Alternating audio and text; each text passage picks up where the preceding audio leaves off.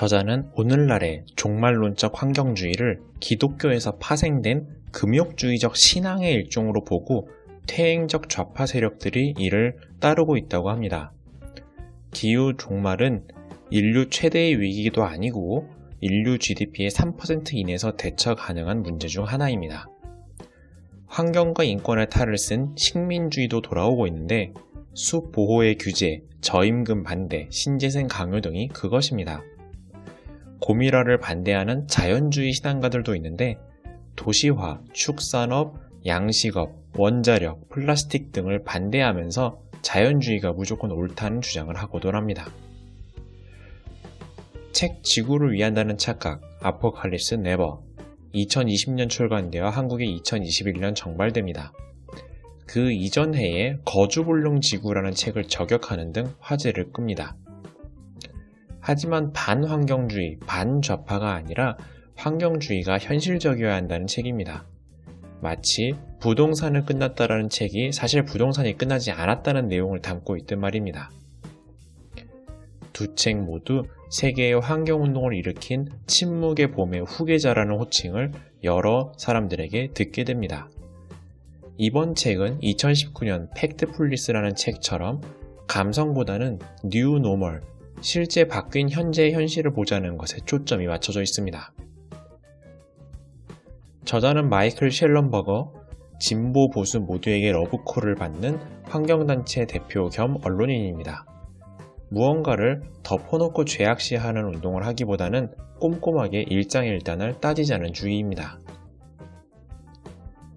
저자는 단호하게 종말은 없다 라며 책을 시작합니다. 종말론자들은 2도씨보다 올라가면은 임계점이다 라고 말하지만 저자는 그 2도씨 정도에서 온도 상승이 동결될 것이라 예상합니다.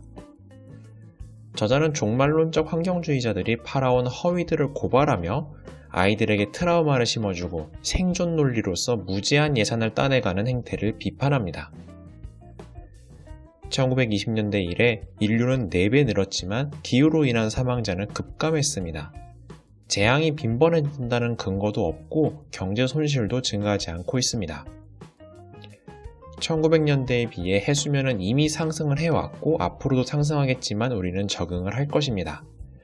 기후변화와 화재 빈도는 무관하며 이산화탄소가 해저 생태계를 손상한다는 가설도 허위였습니다. 멜서스 시기로 식량이 부족해질 것이라는 예측은 오지 않을 것이며 오히려 꾸준히 증가할 것입니다. 무엇보다 기후 상승의 최악의 시나리오로 가더라도 인류는 GDP 3% 이내에서 이를 대처할 수 있을 것입니다. 저자는 환경과 인권의 탈을 쓴 식민주의, 자연만능주의 둘을 다 경계합니다. 기술과 경제성장이 인류를 구원한다면서 책을 시작합니다. 먼저 숲 보호. 환경식민주의자들은 숲 보호를 위한다며 브라질과 아프리카 등의 발전을 저해하는 규제들을 때리지만 중학교 과학만 배워도 알 수 있듯이 아마존은 지구상의 산소 생산에 기여하는 바가 매우 적습니다. 환경식민주의자들은 탐욕스러운 대기업, 자연을 혐오하는 농부들, 부패한 정치인 등을 묘사하지만 실제로는 그들에 의한 규제에 빈곤층이 생겨나면서 화전민이라도 되려고 아마존을 찾아온 것입니다. 브라질의 농사가 늘자 지역사회가 활력을 찾고 불평등이 감소하며 화전이 감소하곤 했습니다. 하지만 농사와 목축이 숲을 벨 것이라는 환상이 이들을 규제했고 오히려 가난해진 사람들이 화전을 늘렸습니다. 아마존이 전부 불탈 것이라는 우려는 하지 않아도 되는 게 20% 정도만 경제성 있는 개발 가능한 땅이며 이 험지의 원주민 10% 그리고 화전민이 대부분을 차지합니다. 즉 아마존의 파괴는 환경이 아니라 경제 문제입니다. 이러한 어거지 규제들은 값싼 브라질 농산물을 서구에서 쫓아내기 위한 서구 농부들의 담합이었고 브라질의 정치인들은 따라서 좌파 우파 없이 유럽의 규제를 신제국주의라고 비판합니다. 서유럽은 중세 이래 자국의 숲은 파라를 베어내어 왔으면서 개도국의 내로남불을 하고 있는 겁니다. 오히려 매년 지구의 숲은 늘어나고 있으며 브라질도 숲이 늘어나는 나라 중에 하나입니다. 다음으론 플라스틱. 2017년 중국이 전세계 쓰레기를 받지 않기로 하자 서구의 발등이 불이 떨어지고 2019년에 거북이가 플라스틱 빨대에 고통받는 유튜브가 인기를 끌며 빨대 퇴출 운동이 일어납니다. 2021년에는 태평양 거대 쓰레기 섬의 절반이 그물과 낚싯줄임이 밝혀져서 넷플릭스 시스피라시라는 다큐가 뜨고 어업 자체를 금지하자는 환경운동이 새로 생겨납니다. 해양 쓰레기의 과반은 중국과 동남아에서 보낸 서구의 쓰레기입니다. 서구는 재활용, 매립, 하수처리 능력이 없는 나라들의 인프라는 주지 않고 문제만 떠넘긴 것입니다. 예를 들어 한국은 지구 최대의 매립지를 가지고 있고 이를 잘 해결하는 모습을 모범을 보이고 있습니다. 다행히 해양으로 이렇게 흘러간 플라스틱의 총량이 연 플라스틱 생산량의 0.1%에 불과합니다. 우리 생각보다 생분해와 태양광 분해가 활발한다는 결론이어서 이러한 연구를 좀 더 지켜봐야 한다고 합니다. 저자는 상아를 가져오기 위해서 코끼리를 죽여왔던 것을 플라스틱이 발명되면서 막았듯이 때로는 자연보다 인공이 해결이 될 수 있다는 말을 주장합니다. 종이빨대, 에코백, 유리병, 바이오플라스틱 등 플라스틱을 대체하려는 움직임이 오히려 탄소를 배출하고 환경 파괴가 될 수 있음을 잘 따져보아야 한다고 합니다. 반기술주의자들은 태평양 쓰레기섬을 통해서야 야생어업의 해악을 깨달았는데 이처럼 야생어업, 방목축산업, 친환경 농법보다 양식업, 축사, 농약, 식물공장 등이 더 환경보호적일 수 있습니다. 다음으로는 종다양성.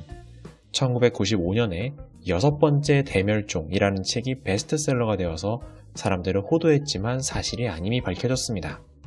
해당 모델은 틀렸고 1500년 이후로 멸종은 매우 극소수에 불과합니다. 지구상의 보호구역은 아프리카만큼 늘어났는데 물론 각 종의 개체수가 분명 줄고 있습니다. 2014년 영화 비룬가가 화제가 되었는데 이는 석유 채굴을 위한 자본가들에게 탐욕이라고 잘못 진단했습니다. 실제 야생동물의 개체수를 줄이는 것은 원주민들이 땔감을 만드는 작업 때문인데 따라서 개도국에 수력발전, 댐 등 현대적인 발전소를 주어야만 오히려 야생동물 개체가 늘어난다는 결론이 나옵니다. 정작 그 비룬가 공원의 고릴라 학살은 탐욕이 아니라 현지인들의 분노 때문이었습니다. 고릴라가 사람보다 중요하냐면서 자신들의 발전을 저해하자 보호구역 내의 동물들을 죽여서 이를 시위한 것입니다. 즉 디즈니의 타잔처럼 지역을 개발하려는 탐욕이 동물들을 죽이는 것이 아니라 거꾸로 지역을 개발해야만 그곳의 생계가 안정되고 동물들도 늘어나는 것입니다. 다음은 저임금 노동에 대한 비판. 2010년대 후반 패션 위크마다 패션은 살인이다 시위대가 등장하기 시작합니다. 의류산업이 앞으로 성장하면서 자원 고갈과 탄소 배출을 할 것이라고 주장하는 것입니다. 나이키, 바비 인형 등 전형적으로 가장 약하지만 권위가 있는 대상을 때려가지고 자신의 몸값을 키우려는 행동 중 하나인데 개도국의 낮은 인권, 열악한 환경을 착취라고 몰아세우고 있습니다. 그러면 전 세계를 같은 돈, 같은 인권, 같은 처우를 줘야 할까요? 이는 마치 아마존을 공격하는 것이 교묘한 자국 농업보호였듯이 자국 방직산업들의 연합일 뿐입니다. 개도국은 인구의 8할에서 9할이 농업과 빨래에 매이고 있습니다. 미국 등 선진국은 오직 3% 정도만 그런 허드렛 일을 합니다. 정말 착취가 싫다면은 개도국의 발전소, 관계수로 도시화를 주어서 그들이 노동으로부터 해방되어 교육을 받을 수 있게끔 이끌어줘야겠습니다. 다음은 석유. 그린피스의 탄생이 이 포경산업 때문인데 이미 1860년 유전이 발명되고 1940년대 파묘가 개발됨으로써 포경은 이미 사양길이었고 그린피스는 막타였을 뿐입니다. 에너지 전환에 진화론을 도입한 1970년대 드레이크의 방정식에 따르면 에너지의 전환은 전 단계 자원이 부족해서가 아니라 다음 단계의 혁신이 이끌어냅니다. 석기 시대는 돌이 부족해서 끝나지 않았다라는 말이 이를 대표합니다. 하지만 드레이크는 1990년대 천연가스로 인류가 이전하고 남은 땔감은 거의 없어질 것이라 예상했지만 이런 정치력의 부족에 따라서 가스의 시대는 20년 늦어지고 아직도 25억 명 이상이 나무 아궁이를 쓰고 있습니다. 2010년대 가스랜드라는 영화는 수압파쇄 공법이 물을 오염시킬 것이라고 주장을 하는데 해당 지역 수돗물에 불이 붙는 것이 생물기원 메탄임을 알아도 허용해서 악의적 방송을 했습니다. 350.5RG 등은 겨우 지난 20년의 추세로 천연가스가 환경파괴적이라고 주장을 했는데 가스는 여러모로 어떻게 보아도 석탄보다 청정하고 수압파쇄는 산을 깎아서 석탄을 채굴하는 것보다 훨씬 친환경적입니다. 여러 단체들이 양식업도 공격을 합니다. 포경으로 성공한 그린피스를 따라하는 것인데요. GMO 물고기 등은 야생에서 살아남을 수 없다는 점이 이미 많이 알려져 있습니다. 다음으로는 육식과 채식주의. 저자는 탄소 감축이 정말 목표라면 방목부터 없애자고 주장을 합니다. 특히 소나 돼지보다는 닭고기를 선호하자고 말합니다. 방목할 경우에는 19배의 땅, 4배의 탄소 배출이 일어나는데 풀을 먹게 되면서 섬유질 섭취로 더욱 방귀도 많이 끼기 때문입니다. 인간은 지표면의 4분의 1을 목초지에 낭비하고 있고 2000년을 정점으로 다행히 개도국에서도 축산이 효율화되면서 목초지가 줄어들고 숲이 늘어나고 있습니다. 축산의 효율화를 반대하고 방목으로 회귀하자는 동물권 단체들이 있는데 동물들은 청결함과 예측 가능성을 더 중요시하지 그럴 경우 살찌고 행복해야 한다는 연구가 나오고 있습니다. 저자는 전 세계인들을 채식주의자로 만들더라도 탄소 감축은 미미하다는 것을 인용합니다. 채식으로 돈을 아낀 만큼 소비재를 사면서 그 물류 과정에 탄소를 더 배출하기 때문입니다. 채식주의가 건강에 안 좋다는 것은 이미 많이 알려져 있습니다.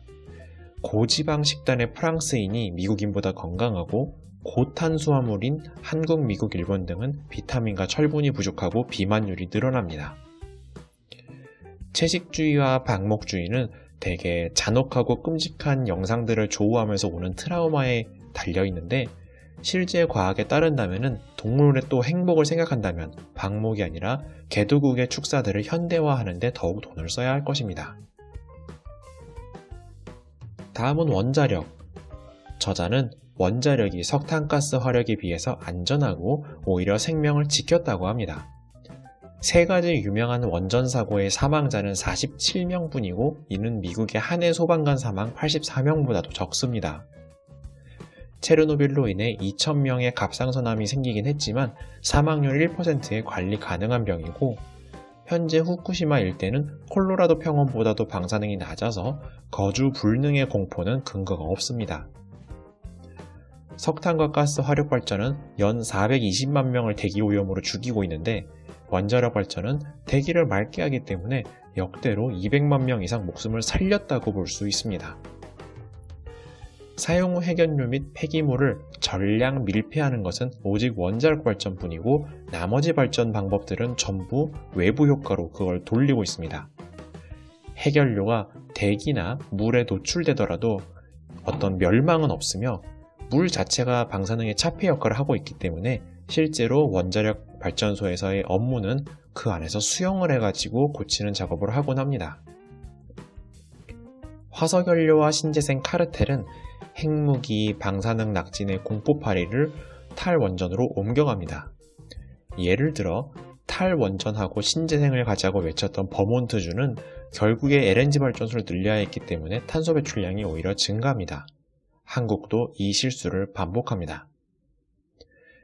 반대론자들은 네거티브 곡선 산업이다. 즉 점점 규제가 늘어나면서 경제성이 떨어질 것이다 위협을 하지만 실제로는 기술의 발전과 모듈화가 더 빨라서 용량과 경제성이 높아지고 있습니다. 다음은 태양광. 일론 머스크가 솔라시티 파워월 그리고 테슬라를 통해서 분산에너지 사회가 올 것이라고 꿈을 심어주었지만 실제로는 그냥 그리드망 전기 끌어다 쓰는 거에 비해서 본전을 뽑기까지 17년이 걸려서 확산이 적었습니다. 신재생 에너지 비중이 20%가 되면은 그 간헐성이 주는 부담에 전력망 비용도 증가합니다. 그리고 그 에너지를 저장할 수단이 없기 때문에 양수발전, 즉 댐에 물을 올리는 것은 물론이고 배터리, 수소 이런 것이 국가 또는 연간 단위의 저장을 하기에는 역부족입니다. 일론 머스크와 전 세계 배터리 공장들의 생산량으로는 겨우 수십만 가구를 보급하는 데 그칠 것이며 배터리를 만들기 위한 히토류의 매장량은 석유 매장량보다도 적고 채굴 과정도 환경 파괴적입니다. 같은 발전량을 위해서 태양광은 원전보다 자원의 16배, 폐기물은 300배가 생겨납니다. 투입 에너지 대비 산출 에너지도 원전은 75배, 수력과 화력연료는 30배에 달하지만 신재생 에너지는 거의 넣은 만큼 겨우 산출하곤 합니다. 또한 이상할 만큼 화력과 원자력만큼 생태계 피해가 신재생 에너지는 언급이 안 되고 있습니다. 예를 들어 풍력은 박쥐와 철새, 벌레를 급감시켜서 농업에 위기를 주고 바이오매스를 만들자는 운동은 식량 폭동을 일으켜서 아랍의 봄을 일으킵니다. 스타벅스 법칙이라고 이 님비 현상을 일컫습니다. 스타벅스가 있는 도시 사람들이 신재생 에너지를 추진하자고 하지만 실제 설치는 훨씬 떨어진 시골에 설치하려는 님비 현상을 일컫습니다. 저자는 마지막 3개 단원으로 뭔가 하려는 말을 막 쏟아내는 듯 합니다. 우파 어용단체 위에 좌파 운동단체가 약하다는 거짓말은 명백히 거짓말이라고 합니다. 모든 비영리단체는 예산을 공개하며 기후운동 쪽이 회의 쪽의 30배의 자금력을 가지고 있습니다. 문제는 이 후원에 화석연료 업체의 돈도 받는다는 것인데 민주당 팻 브라운, 제리 브라운 캘리포니아 주지사 부자는 탈원전 운동을 자신들의 석유 발전을 위해서 진행하곤 했습니다. 엘고어 시니어 주니어 대통령 후보 부자도 석탄 발전에 이사직을 가졌기 때문에 아레소 캐니언 유출 사고를 무마하고 탈원전 조기 폐쇄 운동을 오히려 벌입니다. 저자는 2018년 이후 종말론을 퍼뜨린 UN 산하의 IPCC 보고서도 엄청난 알력 싸움 중임을 지적합니다. 문장 하나하나에 실제 문제를 짚지 않으려는 환경식민주의자와 종말론자들의 의견 반영이 늘어나고 있다고 말합니다. 로저 펠키 주니어 교수는 화석연료 업계에 돈을 받았다는 무고한 좌파들의 공격을 받았고 노벨상을 받은 토마스 셸링은 기후변화에도 인류의 에너지 사용을 줄여서는 안 된다는 발언을 했다고 공격을 받습니다. 환경주의자들은 개도국의 화력이나 수력발전 댐 건설을 반대하고 신재생 에너지를 깔라고 강요합니다. 이는 사실은 개도국의 제조업, 산업, 발전이 성장하는 것을 막으려는 것입니다. 제조업의 발전은 국가 중앙 외의 부의 생산수단이기 때문에 청렴화와 민주화의 원천입니다. 선진국은 자국 내에 하기 싫은 신재생에너지 실험을 개도국에 먼저 실험함으로써 그 나라들의 성장과 청렴화와 민주화를 저해하는 셈입니다. 미국은 세계대전 이후에 테네시강에 댐을 짓고 농본주의자들의 반대를 뚫으면서 관계 수로를 팠지만 정작 개도국에는 집약농업이 나쁘다면서 대한농업, 유기농에 강요하면서 실험을 하고 있습니다. 이러한 지속 가능한 개발이라는 허울은 멜서스주의로 불평등을 옹호하고 구명보트 윤리, 즉 살 사람만 살자는 윤리를 따릅니다.